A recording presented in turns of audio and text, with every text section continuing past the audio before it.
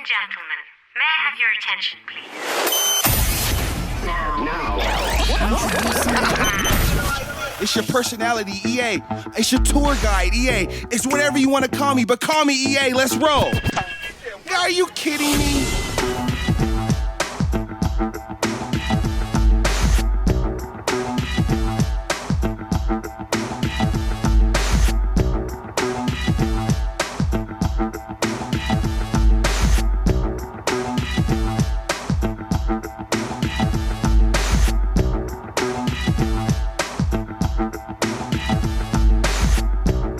Welcome in.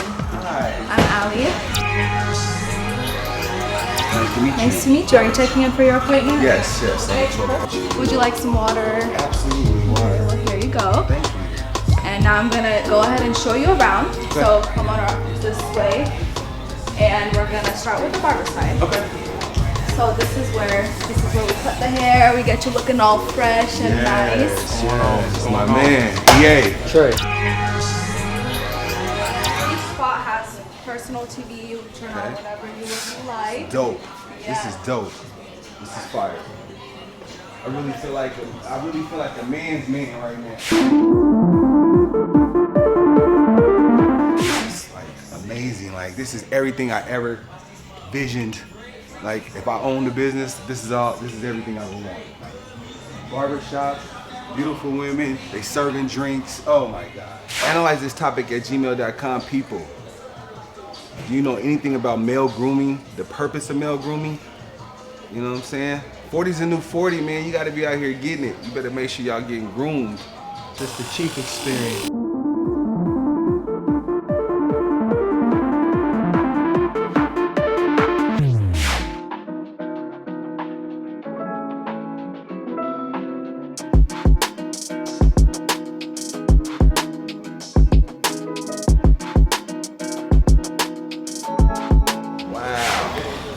Amazing. I feel amazing. I know I look amazing, man. Good looking out, my guy. Appreciate you. Yeah, Appreciate for sure. it. It's all love. Part 1 of my Hammer Nails tour is complete, man. I'm blessed.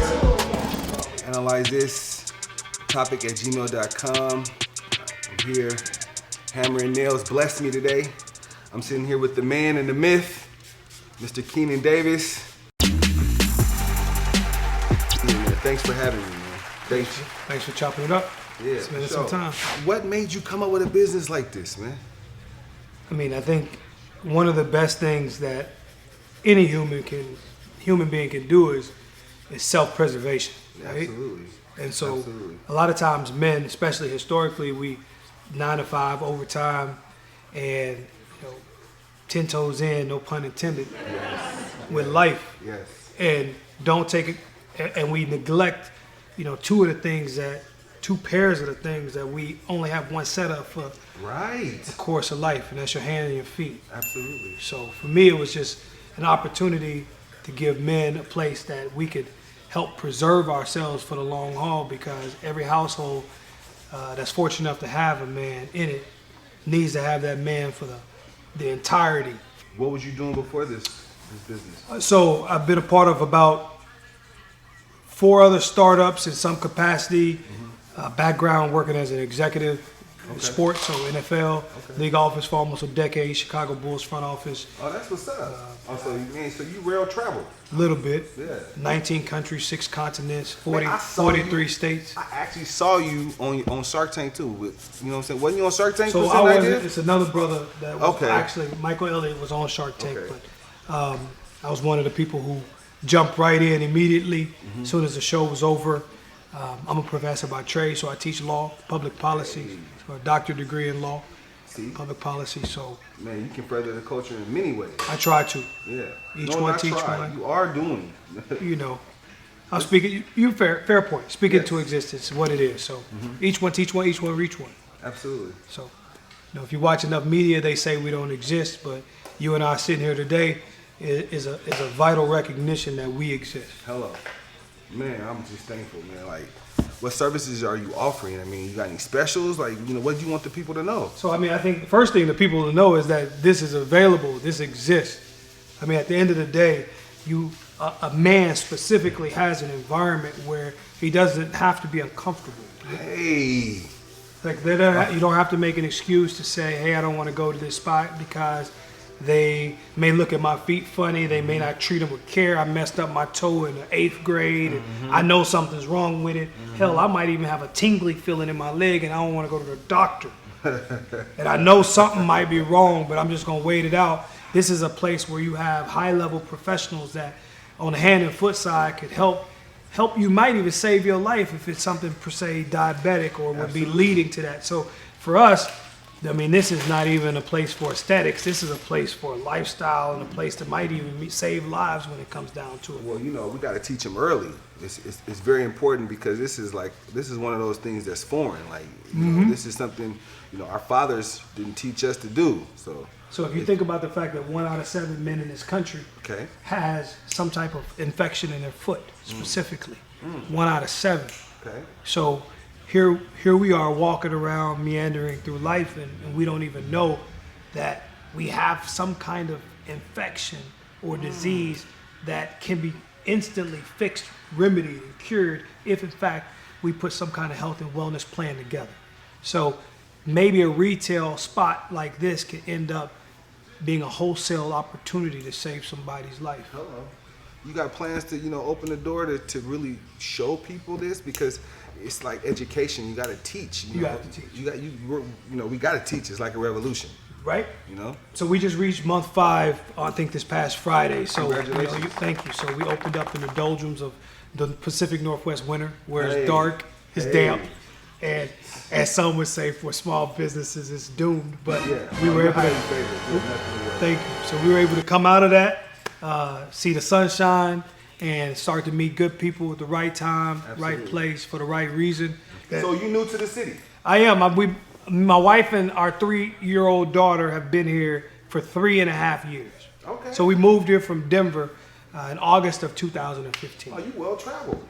You well traveled, real seasoned, and I follow you on social media. That's where I caught on to you at, right?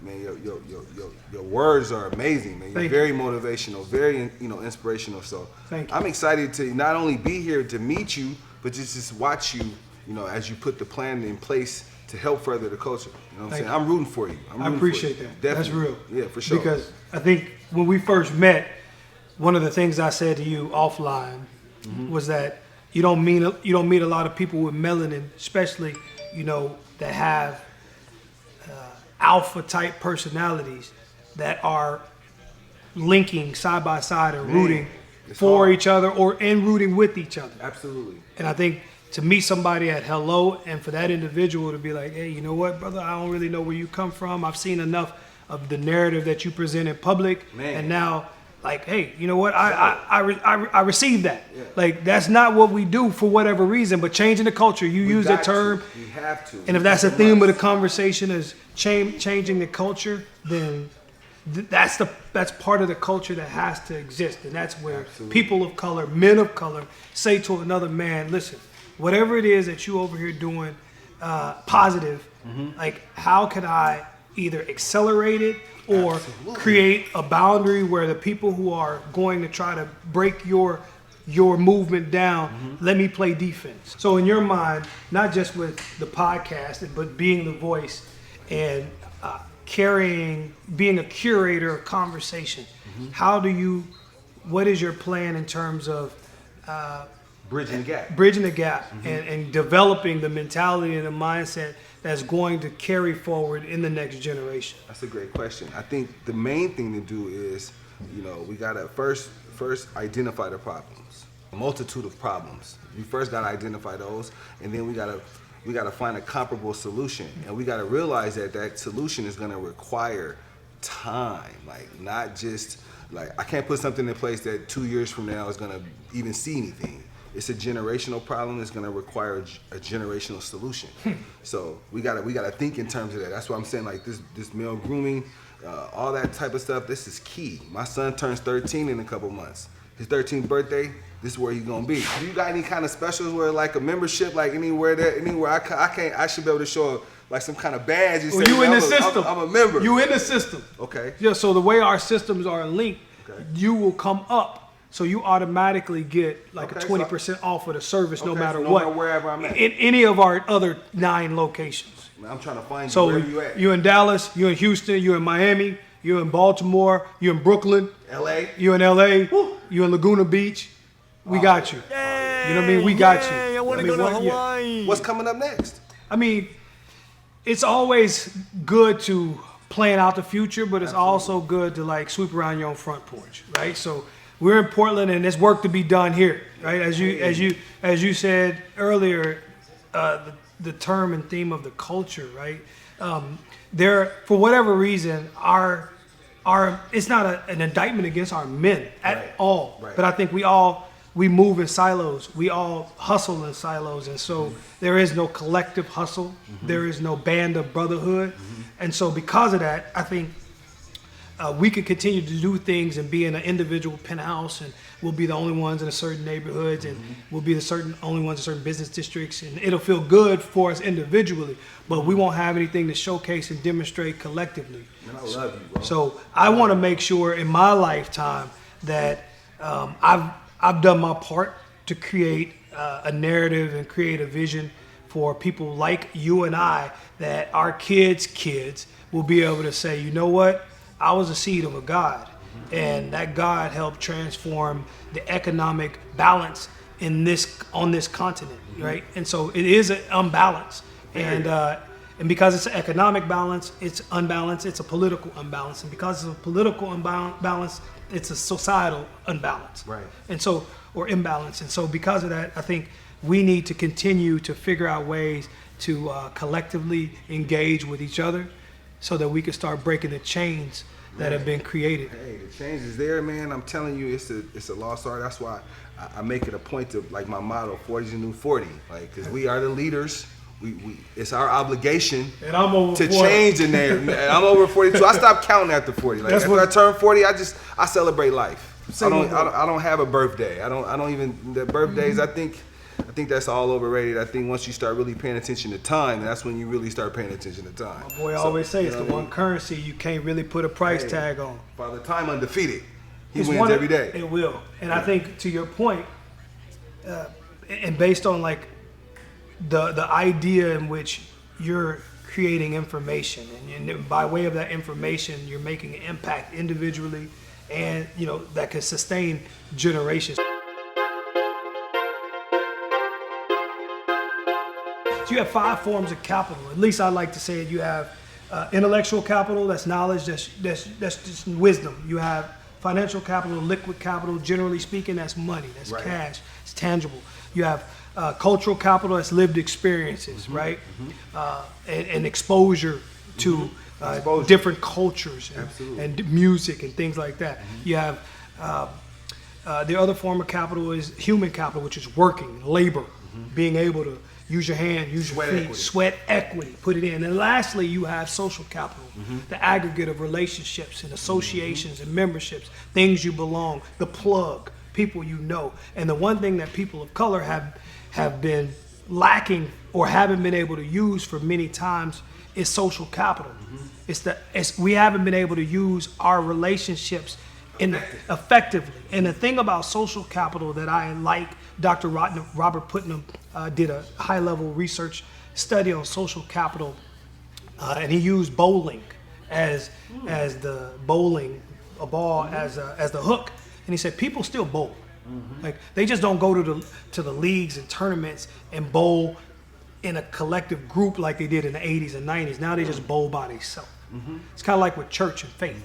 A lot of people, most people still worship, but they may not go to the church or go to the mosque or go to the temple. They worship by themselves within. So the idea of having this aggregate of relationships has started to decrease. That's social capital. However, if you have social capital, if you have that plug, if you have that network, that's the only form of capital that if you don't use it, you actually lose it. If you gave me a plug and you say, Keenan, I need you to call such and such, or I need you to stop by such and such because they got something for you, and I don't take you up on that plug, that something is not guaranteed to stay there. But if you say, I got 50 racks and I'm gonna put this in your bank account, I'm gonna Venmo it to you, right? that 50 racks is in my account and it's collecting interest. Righteous. So social capital is one thing that if you don't use it, you lose it. Yet we don't even gain it to lose it. So in my lifetime, I want to be able to create that aggregate of relationships and associations between people like us that could continue to use our own network that we've created to mobilize and navigate through society. Well, I'm in. I'm all in. Like whatever you got going, whatever you see, I'm looking for, someone like you, and in a collective. I'm looking for people like you that actually know what they're talking about, know where they're going, and actually have a direction. Like I'm a leader, but in order to be a leader, you gotta learn to follow. You know what I'm saying? And that's one thing that I struggled with. Like I've always been at the top of my food chain. I come from this area, so it's very easy to be at the top of your food chain here. You know what I mean? So it's rare that you have brothers that come from other places that's sharp, been around the world twice. You know what I'm saying? In miles. And I want to flock to those kind of people because I know what I have to offer. I know that I want to help further their agendas whatever way I can. So so let this be the first of many. Like whatever you got going on, you just send me a message, man. I'm there. Who are some of the people you read? Like what kind of books you read? I read a lot of, because I teach a lot of food law, food ethics. So ethics is my research kind of topic of choice, like just business ethics, corporate ethics, corporate social responsibility. You don't have to making money and making a difference aren't mutually exclusive. So I think the providence of society relies on the fact that if you do make money, you can and should try to make a difference.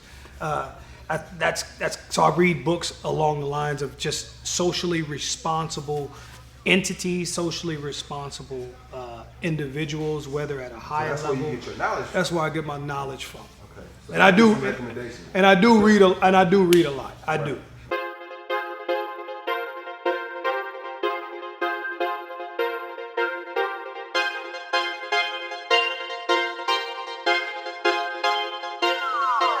But the flip side of it is I also get sucked into the rabbit hole of the media and following the media, the fourth form of government. But it's the fourth form of government. You got the legislative, the judicial, the executive branch, and the media branch. And the media branch is arguably the strongest branch. Right. And I would argue today that nobody creates and harbors more racists and bigots than the media. What did you say? What the hell did you just say? Nigga, what the hell did you say? I think I'm interested in teaching a young brother, young sister, or some individual, fellow American, fellow Oregonian, how to get a loan, how to leverage an asset, how to get life insurance, how to use life insurance as asset. Like as someone who is a business owner, a franchise owner, a multi-franchise owner, I have an obligation now to say to somebody else. I mean, look, I'm born. And that thing is, Horatio Alder is the mythical story of the American dream, like the guy that pulls himself up by his own bootstraps and comes from 0 to 100, right? Look, man, I'm born in Hot Springs, Arkansas. I ain't never met my dad. My mom was 16 when she was pregnant. I lived in situations until I was 23 that demons didn't survive. So for somebody to sit there and say that, people just automatically can come out of nowhere and have some of parts of the American dream is absolutely true, because I'm a living witness. That, like I said, I've been in situations where my demons didn't even survive. That's deep.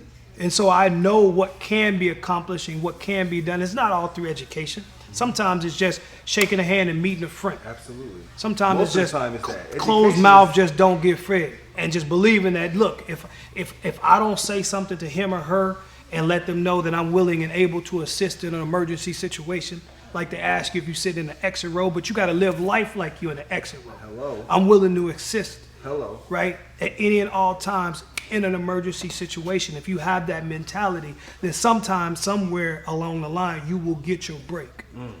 Tell me about the counselor. Counselor, I'm an addiction counselor. I'm actually in school. I'm chasing my master's degree. I'm at Portland State for addiction counseling, and that's the way I'm gonna further the culture. That's kind of what the podcast is too.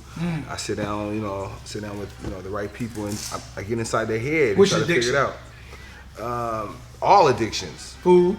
All addictions, because addiction is addiction is it's a disease. So you can attach that to drugs, alcohol, sex, anything, porn, food, anything, everything, and it's gambling. And to break the cycle of addiction, it's the same for every substance. It's not rocket science. Like they got you thinking that you need, like, I don't know what they got you thinking, but right. I'm in a revolution to change the direction on what they give us to as therapy. You know what I'm saying? One of my biggest things I use as therapy is music. Music is very powerful, very powerful. We don't need those drugs. They giving you drugs to combat other drugs. I don't buy it. Like now you're addicted to the drug. Most of my clients, I prescribe therapy, music. I say, I in the consultation, I find out where they come from, what kind of music they like, of course. But then, as they tell their story, they tell you what they like. Everybody grew up in music. Everybody grew up listening to some form of music. Who you listen to? I'm an What's R&B your guy. go-to? Give me Brandy. Brandy. Oh, old school. Brandy. I love Brandy. She's my favorite artist, female. Like in my lifetime, she's like, man, like that's the ultimate. Okay, so Brandy, if you had to pick one female R&B, you say Brandy, I say Mary J. Same vein, same family. They in the same house, absolutely. Right? Yeah. She's been through a lot. I've been through a lot. When you hear the music, I love a stressed out woman. I love when a woman sings about being stressed out and how she can get figured out. You dig what I'm saying? So that's why Brandy is like tops. She always kept it real, but her stress is like, you love a stressed out woman. Hey, she's stressed out. I love a stressed out woman. I love how she can pick herself up and persevere. I like the messages that whether I like it when a person can tell you, they could take you down a street, and that street is filled and littered with pain, with trash, right? And yet it comes to a stop sign, and that stop sign it's multi-directional. Yes. You can actually it's multi-directional in the sense that you could go straight and you don't know what's down that street. Right. You could do a U-turn. Right. And go right back down that same street that you came from, because it's more comfortable to deal with the devil than the devil you don't know. That you scared to meet. You scared to meet because you don't know what's going straight look like. The biggest takeaway that I can look at a young aspiring person that wants to be a business owner, your ass need to get some life insurance. On any level, get a $100,000 policy and pay $12 a month. That's in your column. Before you own a house, you know what I'm saying? Get your $100,000 policy. Before you get the house. Before you get anything. That's the words of wisdom. First off, it's gonna be on your asset column when you go to the bank, to the lender to get the house. Because now they know you can actually pay for the house because if something happened to you. That's game. That's game for the people. My people need to hear that. I didn't know that. I just learned that. That was game for the people. So life insurance. I'm rushing out of here. Hold on, I just have to take a minute to just compliment the. Oh my God! Oh my God! Oh my God! Wow! She is amazing. Her work is amazing. She's like going to work on my feet. They feel so blessed right now. I am in heaven. Hammers and nail. Oh my God, I just got hammered and nailed at the same time. She just broke my train of thought. Like I was thinking about credit and how to do this, and she just got my feet over here. Oh my God, bro, you are blessed. So are y'all gonna ever offer massage therapy? That's a great question. I think one of the things that we would have to think about if we did that in this particular space would be reconfiguring the space specifically, right? Because the space is only configured for a traditional barbering side and a traditional nail shop, the man cave, right? So in future shops, right, I think that's something that's already been asked. That office I see over there? Yeah, that office. It would be, yeah, and that was only right, and that was kind of a thought. In general, that was a thought. That was a thought. That was actually a thought. That was a thought. I got a licensed massage therapist for you. That was a thought. You'd be over. That was a thought. It'd be over. I would live here. I'll pay whatever you say a month. Because if I can come in here and get a massage the whole night, I can get a drink and a massage. Yeah. Man, it's gonna be problems at home. It's gonna be problems at home. I ain't going home. We'll be out here kicking. This is a club. I'm inviting my friends here. We hanging out. You chilling. We hanging out, man. Analyze this topic at gmail.com. I had a great time. Hammer and nails. If y'all ain't here, Y'all missed out. You don't want to miss out. Keep tuning in. I'm telling you, this is about furthering the culture, male grooming, male hygiene. You gotta be a part of this. You gotta understand this is a new world order. 40's a new 40. We run this shit. So I'm trying to help you help yourself. Get it? Okay? AnalyzeThis@gmail.com. Until next time, take care of yourself and each other. Let's go. Oh my God. This is a game changer. My hands already feel like, man, don't even take it off. I'm gonna walk out with these. I'm just put 2 gloves on. I'm gonna walk out.